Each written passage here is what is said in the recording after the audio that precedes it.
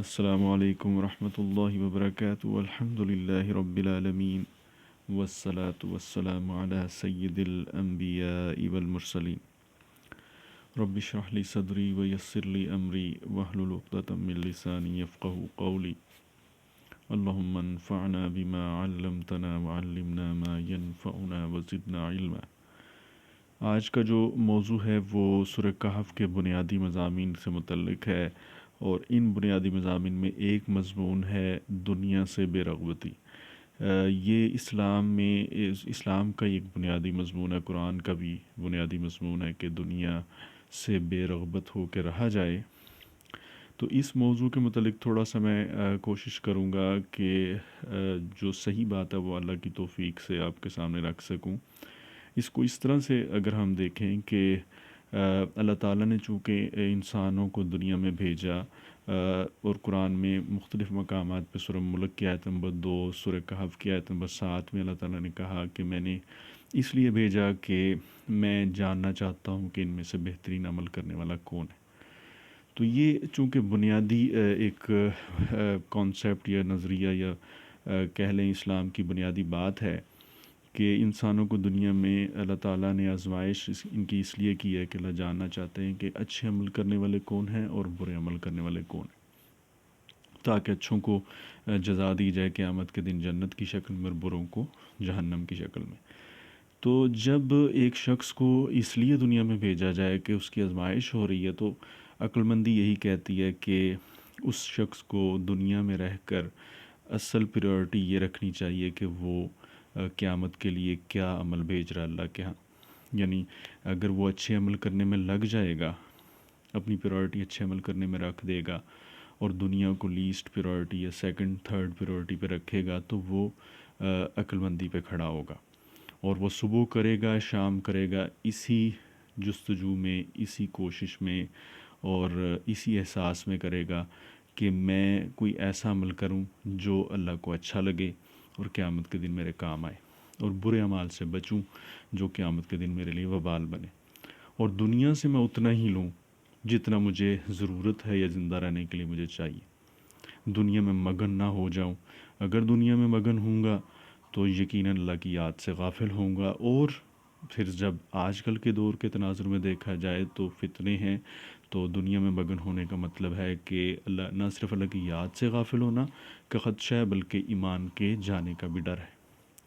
تو پھر اس کا مطلب ہے کہ دنیا کے ساتھ بے رغبتی جو ہے سورہ کہف کا بھی بنیادی مضمون ہے، اور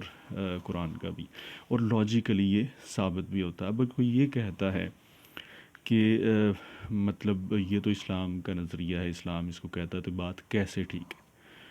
تو پہلے اسلام کی بات ٹھیک ہوگی تو پھر ہم اس بات کو ٹھیک مانیں گے۔ تو اس کا جواب یہ ہے کہ اسلام کی ہر بات، مطلب جو اللہ کے نبی صلی اللہ علیہ وسلم نے فرمائی اپنے وقت میں، اس وقت کے لیے بھی، اس کے آنے والے وقت کے لیے بھی جو انہوں نے فرمائی، وہ پوری ثابت ہوئی ہیں، سچ، ایگزیکٹ۔ اور قرآن کی جو پریڈکشنز ہیں وہ بھی، اور اس کے علاوہ قرآن کو اللہ تعالیٰ نے محفوظ کیا اور اس کے اندر ایک آیت کو اتار دیا، اِنَّا نَحْنُ نَزَّلْنَا الذِّکْرَ وَإِنَّا لَهُ لَحَافِظُونَ۔ اللہ تعالیٰ نے باقاعدہ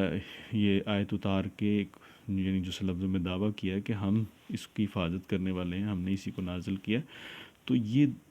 لاجک ہے، یہ دلیل ہے اس بات کی کہ یہ سچی کتاب ہے، اس میں کوئی تحریف نہیں کر سکا۔ 1446 سال گزر چکے، تو یہ اس کے سچے ہونے کی دلیل ہے۔ اور اس سے پہلے جتنی بھی کتابیں آئیں ان میں تحریف ہو چکی ہے، لوگوں نے اس میں اپنی مرضی کے مطابق چیزیں ایڈ کی ہوئی ہیں جو اللہ کی تعلیمات نہیں ہیں۔ تو پھر اس کتاب میں کوئی ٹیڑھ نہیں ہے، جو سورہ کہف کی پہلی آیت میں بات ہے، جو اس کے سچے ہونے کی دلیل ہے کہ کوئی کتاب جس میں کوئی ٹیڑھ نہ ہو، یعنی ٹیڑھ سے مراد ہے کہ کوئی اختلاف نہ ہو، کوئی آیت دوسری آیت سے ٹکرائے نہ، اور ہمیشہ صحیح بات کی طرف رہنمائی وہ کرے ہر لحاظ سے، کوئی بھی آیت آپ پڑھ لیں تو یہ کسی بھی کتاب کے سچے ہونے کی دلیل ہے۔ پھر میں اکثر کہتا ہوں جب کوئی کتاب ہمیشہ اچھائی کی بات ہی کرتی ہے نا، ہمیشہ ایسی بات کرتی ہے جو صحیح ہو، تو وہ اس کے سچے ہونے کی دلیل ہوتی ہے۔ تو یہ بہت ساری دلیلیں اس کتاب کے سچے ہونے کی اور اسلام کے سچے ہونے کی، اور پھر وہ جو تعلیم میں نے آپ کے سامنے رکھی کہ دنیا کے ساتھ معاملہ انسان کو کیسا کرنا چاہیے، اس تعلیم کے سچے ہونے کی دلیل ہے۔ اب میں یہاں پہ ایک چیز بتا دینا چاہتا ہوں کہ اسلام کیا دنیا سے بے رغبتی کی جب بات کرتا ہے تو کیا وہ ایک ایکسٹریم کی بات کرتا ہے کہ دنیا سے بالکل ہی کنارہ کش ہو کر انسان جنگلوں میں چلا جائے؟ تو اس کی بھی ممانعت ہے اسلام میں۔ اور دوسری یہ ایک ایکسٹریم ہے، اور دوسری ایکسٹریم کہ کیا انسان جیسا میں نے ڈسکس کیا کہ دنیا میں مگن ہو جائے، تو اس کی بھی ممانعت ہے۔ ہمارا جو دین ہے وہ دین وسط ہے، درمیانی بات ہے اس کے پاس، اور درمیانی بات ہی صحیح اور عقل مندی کے قریب ہوتی ہے کہ دو ایکسٹریم ہوں، ان کے درمیان میں آپ رہیں، ٹھیک ہے۔ اسی طرح کوئی بھی بات اسلام کی یا کوئی انسان جج کرنا چاہے تو یہ بنیادی اصول ہے، اور یہی اس دین کا وصف ہے کہ دین وسط ہے۔ تو اسلام کہتا ہے کہ درمیان میں رہو۔ جو اس کے ایکسپلینیشن میں حدیث سناتا ہوں کہ اللہ کے نبی صلی اللہ علیہ وسلم کے کچھ اصحاب اللہ کے نبی صلی اللہ علیہ وسلم کی غیر موجودگی میں آئے، اور انہوں نے امہات المؤمنین رضی اللہ تعالیٰ عنہم اجمعین سے آپ صلی اللہ علیہ وسلم کی روٹین کے بارے میں پوچھا پردے میں۔ تو انہوں نے بتایا کہ اللہ کے نبی صلی اللہ علیہ وسلم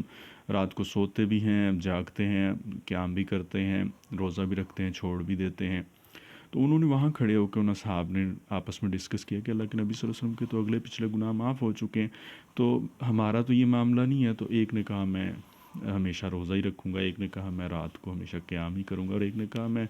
اللہ کی عبادت کے لیے میں نکاح ہی نہیں کروں گا، یعنی میں صرف عبادت ہی کرتا رہوں گا۔ تو جب وہ چلے گئے تو آپ کے ازواج نے حضور صلی اللہ علیہ وسلم کے آنے پہ ان کو یہ ساری بات بتائی، تو آپ صلی اللہ علیہ وسلم نے ان کو تینوں کو بلا کے کہا کہ میں تم سب سے اللہ سے زیادہ ڈرنے والا ہوں، اور میں روزہ رکھتا بھی ہوں، چھوڑ بھی دیتا ہوں، اور میں رات کو قیام بھی کرتا ہوں اور سوتا بھی ہوں، اور میں نے نکاح بھی کر رکھے ہیں۔ تو یہ انہوں نے جو بتایا، اور پھر کہا جو میری سنت سے بے رغبتی اختیار کرے گا وہ مجھ سے نہیں۔ تو یہ ساری حدیث بتاتی ہے کہ کیسے اسلام کی تعلیم بنیادی طور پہ کیا ہے کہ درمیانی بات پہ رہتے ہیں، ٹھیک ہے۔ اور پھر اس میں اسلام کی بنیاد یہ ہے کہ اسلام آسان ہے۔ اللہ کے نبی صلی اللہ علیہ وسلم کی حدیث ہے ان الدین یسر، بے شک دین آسان ہے۔ آسانی کی طرف اسلام جو ہے وہ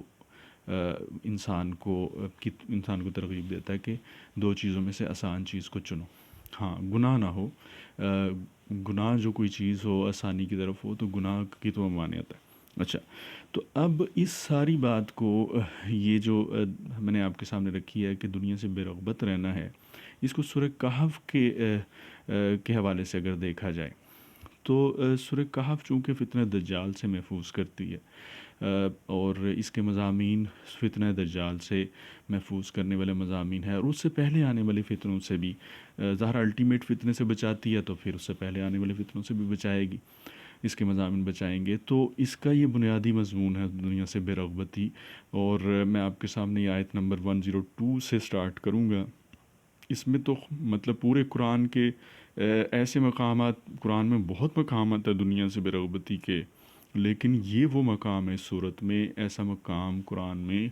اور مطلب کم ہی ہے ایسی جگہ جیسے اللہ تعالیٰ نے یہاں پہ دنیا کی ممانعت کی ہے، تو وہ میں آپ کے سامنے رکھوں گا۔ تو یہ اس لیے ہے اس صورت میں اس مضمون کو لائیں اللہ تعالیٰ کہ جو دجال ہوگا وہ بیسکلی اس کے پاس دنیا کے سارے ریسورسز ہوں گے، اور جو اس کو رب مانے گا، اس کو اپنی جنت میں جب وہ داخل کرے گا تو ساری دنیا اس کے سامنے ڈھیر کر دے گا، ٹھیک ہے۔ اور وہ اصل میں جہنم ہوگی، اللہ کے نبی صلی اللہ علیہ وسلم نے فرمایا، اور جو اس کی جہنم میں جائے گا ظاہر ہے جو اس کو رب نہیں مانے گا تو وہ اصل میں جنت میں ہوگا، اللہ کے نبی صلی اللہ علیہ وسلم نے فرمایا۔ اور آپ نے فرمایا کہ تم میں سے کوئی اگر ایسا معاملہ دیکھے تو اس کی جہنم میں داخل ہو جائے، یعنی اس کو رب نہ مانے، وہی اصل میں جنت ہوگی۔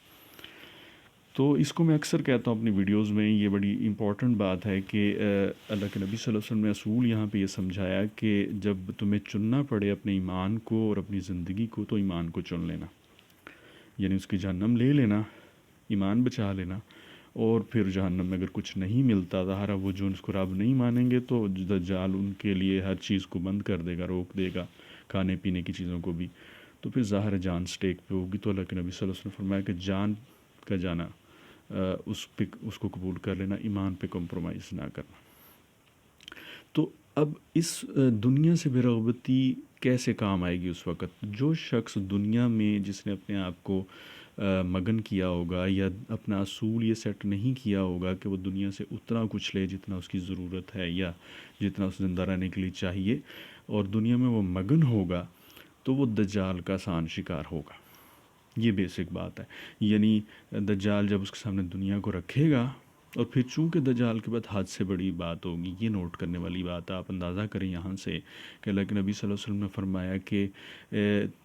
تم میں سے جو شخص دجال کے بارے میں سنے اس سے دور رہے۔ بے شک ایک شخص اپنے آپ کو مومن کہتا ہوگا، سمجھتا ہوگا، اور وہ اس کی طرف جائے گا، اور جن شبہات کی وجہ سے دجال بھیجا گیا اس کی وجہ سے وہ اس کی اتباع کرے گا۔ اب یہ حد سے بڑی بات ہے کہ ایک شخص اپنے آپ کو مومن سمجھتا، حدیثیں بھی پڑھی ہوں گی اس نے، اور وہ اس کی طرف جب جائے گا تو دجال کی اتباع شروع کر دے گا۔ تو میں بات کرنا چاہ رہا ہوں، جس شخص نے دنیا کو پرائورٹی رکھا ہوگا اور اپنی یعنی دین پہ وہ ورک نہیں کرتا ہوگا، ساری اس کی کوشش جو ہے دنیا کی ہوگی، تو دجال کے پاس حد سے بڑی بات ہوگی، وہ اس کو آسانی سے ٹریپ کر لے گا۔ کیسے کرے گا اللہ بہتر جانتے ہیں، لیکن اس کے لیے بات یہ ہوگی کہ یعنی جیسے ہی وہ اس کو رب نہیں مانے گا، میں چھوٹی سی ایک بات رکھ دیتا ہوں، رب نہیں مانے گا تو دنیا اس سے وہ لے لے گا، تو یہ اس کے لیے پرابلم ہوگی، کیونکہ وہ اس کی ساری زندگی گزری دنیا کی آسائش میں ہے، اس نے دنیا سے برغبتی اختیار ہی نہیں کی، تو اس کے لیے وہ فیلنگ، وہ سچویشن ناقابل برداشت ہوگی، تو وہ واپس پلٹنے کے اس کے چانس ہوں گے۔ اور پھر جب جس کے پاس جو مقابلے میں دجال حد سے بڑی بات ہو، تو اس کے لیے اس شخص کو واپس پلٹانا کوئی مشکل کام نہیں ہوگا۔ یہ خاص طور پہ نوٹ کرنے والی بات ہے۔ ساری بات جو ہوگی اس وقت اپنی قوت ارادی کی بھی ہوگی کہ انسان اپنے آپ کو اس تکلیف میں، جب کہ دجال کو اس نے رب نہیں مانا ہوا اور اس کی جہنم میں ہے، تو اس تکلیف کو برداشت کرتا رہے اور پلٹے نہ، کیونکہ دجال کو جو نہیں مانیں گے تو وہ ایک جہنم میں ہوں گے، آزمائش سے گزر رہے ہوں گے، تو بہت سارے پلٹ بھی رہے ہوں گے، وہ نہیں برداشت کر پائیں گے، بھوکا رہنا، پیاسا رہنا، کچھ بھی نہیں مل رہا ہوگا ان کو، تو یہ خاص طور پہ وہاں پہ اس وقت ہو رہا ہوگا۔ تو جو شخص دنیا میں مگن ہوگا اس کے لیے تو وہاں پہ رکنا مشکل ہوگا۔ پھر میں کہتا ہوں دوسری طرف اس کے پاس حد سے بڑی بات ہوگی دجال کے پاس۔ تو اس لیے جس شخص نے اپنی زندگی میں پریورٹی یہ رکھی ہوگی کہ دنیا سے اتنا ہی لینا جتنی ضرورت ہے یا جتنا زندہ رہنے کے لیے چاہیے،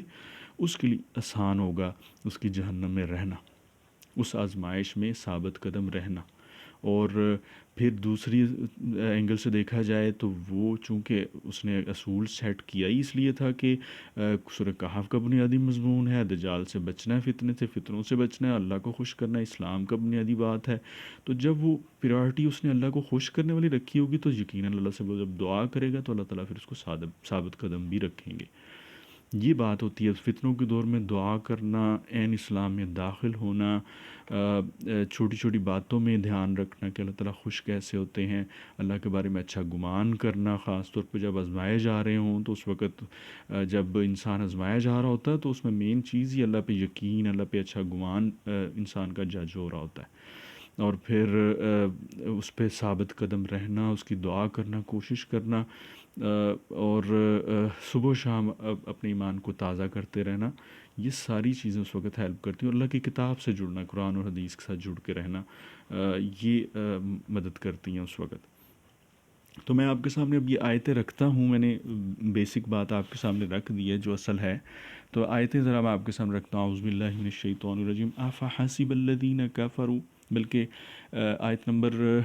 103 سے سٹارٹ کرتا ہوں میں۔ اعوذ باللہ من الشیطان الرجیم، قل هل ننبئکم بالاخسرین اعمالا، کہہ دیں کہ کیا میں تمہیں وہ لوگ نہ بتاؤں جو اعمال کے حساب سے سب سے زیادہ خسارہ پانے والے ہیں۔ الذین ضل سعیہم فی الحیاۃ الدنیا وہم یحسبون انہم یحسنون صنعا، دونوں آیتیں جو جوڑ دینے والی ہیں اگر آپ غور کریں کہ اعمال کے حوالے سے سب سے زیادہ خسارہ پانے والے، یعنی عمل تو کیے لیکن خسارہ پانے والے کون ہیں؟ جن کی ساری کوشش سعی دنیا کے لیے تھی۔ دنیا کی زندگی میں اللہ تعالیٰ نے یہ نہیں کہا کہ ساری کوشش اور سعی دنیا کے لیے تھی، اللہ نے کہا دنیا میں ضائع ہو گئی، فی الحیات الذین ضل سعیہم فی الحیات الدنیا، یعنی یہ بھی بیان کرنے کا ایک انداز ہے کہ دنیا کے لیے جس کی صحیح ہو وہ تو ضائع ہی ہونی ہے، لیکن اللہ تعالیٰ نے خاص طور پہ فکرے میں اس کو ذکر بھی کیا کہ ضائع ہوگی دنیا کے لیے، یعنی اس میں کوئی شک نہیں ہے کہ وہ ضائع ہی ہونی ہے جس کی صحیح کوشش دنیا کے لیے۔ اور اب آپ اس کو اس طرح سے بھی دیکھیں نا کہ ایک شخص نے پرائرٹی رکھی اپنی یعنی دنیا میں اللہ کو اچھا عمل بھیجنے کے لیے، اور اس چیز پہ کہ میں ایسے اعمال کروں جو اللہ کو اچھے لگتے ہیں اور ایسے بچوں ایسے اعمال سے جو اللہ کو برے لگتے ہیں، اور دنیا کو لیسٹ پرائرٹی پہ رکھوں، تو اس نے تو بیسکلی ساری زندگی کوشش ہی جنت کی نا۔ تو جس نے ساری زندگی پرائرٹی دنیا میں رکھی، دنیا میں مگن رہا، کوئی عمل اللہ کو بھیجا ہی نہیں، تو اس کی کوشش جنت کے لیے تھی ہی نہیں، تو پھر قیامت کے دن کس چیز کی وہ ڈیمانڈ کرے گا اللہ تعالیٰ سے؟ یہ لاجیکل بات ہے۔ تو تبھی اللہ تعالیٰ کہہ رہے ہیں کہ جس کی صحیح کوشش دنیا کے لیے ضائع ہوگی وہ اعمال کے لحاظ سے سب سے زیادہ خسارہ پانے والا ہے۔ جس نے کبھی یہ سوچا ہی نہیں کہ میں نے جنت بھی لینی، چاہے وہ کلمہ پڑھتا ہو، یہ نوٹ کرنے والی بات ہے۔ تو یہ ڈرا دینے والی، اصل میں یہ آیت علماء کہتے ہیں کہ یہود و نصارہ کے لیے، کفار کے لیے، لیکن آج کل کے دور میں دیکھا جائے تو یہ دجال کے پیروکار ان کے لیے مین ہے۔ ظاہر وہ کوئی بھی ہو سکتا ہے، وہ یہود و نصارہ اور ایون مسلمانوں میں بھی، ظاہر مسلمان ہوگا تو مسلمان رہے گا نہیں، تو وہ مطلب ہے کہ کوئی بھی ہو سکتا ہے دجال کے پیروکار میں۔ اور ان کی تین پراپرٹیز، تین خصوصیات اللہ تعالیٰ نے آیت نمبر 28 میں ذکر کی کہ ایک تو ان کے دلوں کو اللہ نے اپنے ذکر سے غافل کیا ہوا ہے، اور دوسرا انہوں نے اپنی منمانی زندگی گزاری، اور ان کا معاملہ حد سے بڑا ہوا ہے۔ آپ اس کو کمپیریزن میں لے کے آئیں کہ دین جو ہے وہ درمیانی بات کرتا اور ان کا معاملہ حد سے بڑا ہوا، یہ بھی۔ اور یہ وہ لوگ ہیں جن کی ساری کوشش دنیا کے لیے، اور پھر اس میں کفار اس کے علاوہ بھی آ جاتے ہیں جو دجال کے اور ابلیس کے پیروکار نہیں ہیں۔ اچھا، اور پھر مسلمانوں کے لیے ڈرا دینے والی کہ کلمہ گو ہے لیکن ساری زندگی صبح کرتا ہے اور دنیا کا حاصل کرنے نکل جاتا ہے، نہ نماز پڑھتا نہ قرآن پڑھتا ہے، تو اس کی بھی تو کوشش دنیا کے لیے ہی تو ہے، چاہے وہ کلمہ پڑھ رہا ہے، اللہ سے ہو سکتا ہے دعا بھی کرتا ہو، لیکن پوائنٹ یہ ہے کہ ڈرا دینے والی بات ہے اس کے لیے۔ اس کو چاہیے کہ فوراً رجوع کرے، فوراً اپنی بات پہ توجہ کرے جس پہ وہ کھڑا ہے، کہ یہ اللہ کے ہاں قابل قبول نہیں ہے کہ تم سارا دن مصروف رہو دنیا کو حاصل کرنے میں اور اللہ کو کوئی عمل نہ بھیجو، اور قیامت کے دن تم کہو گے تم اللہ تعالیٰ تمہیں معاف کر کے جنت دے دے۔ یہ بات دلیل سے درست نہیں ہے۔ اللہ تعالیٰ انصاف کرتے ہیں، تو ڈر جانا چاہیے اس کو اس بات سے۔ اچھا، پھر اس کے بعد اللہ تعالیٰ نے فرمایا کہ، اور وہ یہ سمجھ رہے تھے کہ وہ اچھا کام کریں، یہ بھی نوٹ کرنے والی بات ہے، یہ بالکل اس کے ساتھ جڑتی ہے بات کہ سورہ بقرہ میں اللہ تعالیٰ نے کہا کہ وَإِذَا قِيلَ لَهُمْ لَا تُفْسِدُوا فِي الْأَرْضِ قَالُوا إِنَّمَا نَحْنُ مُصْلِحُونَ، کہ ان کو جب کہا جاتا ہے کہ دنیا میں فساد مت مچاؤ تو وہ کہتے ہیں ہم اصلاح کر رہے ہیں۔ تو یہ یہاں پہ جو ابلیس اور دجال کے پیروکار ہیں وہ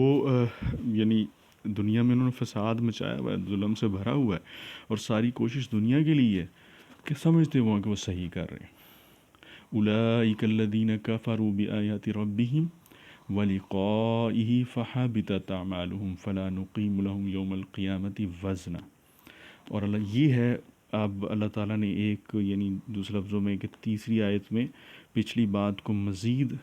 زور سے بیان کیا ہے کہ یہی وہ لوگ ہیں جنہوں نے اپنے رب کی آیات کا انکار کیا اور اس کی ملاقات کا انکار کیا۔ دیکھو، جس نے عمل ہی نہیں اللہ کو کوئی بھیجا اچھا قیامت دن کے لیے، تو وہ بھولا ہی ہوا ہے نا، اللہ کی ملاقات کو بھولا ہوا ہے، اس کا انکار ہی تو کیا۔ اللہ تعالیٰ اس کو ایسے ہی لیتے ہیں کہ ایک شخص ایک دن کے لیے بھولتا ہے، 2 دن کے لیے بھولتا ہے، لیکن ایک شخص ہے کہ صبح کرتا ہے شام کرتا ہے، اس کو کوئی پرواہ نہیں ہے کہ کوئی عمل بھی بھیجنا ہے،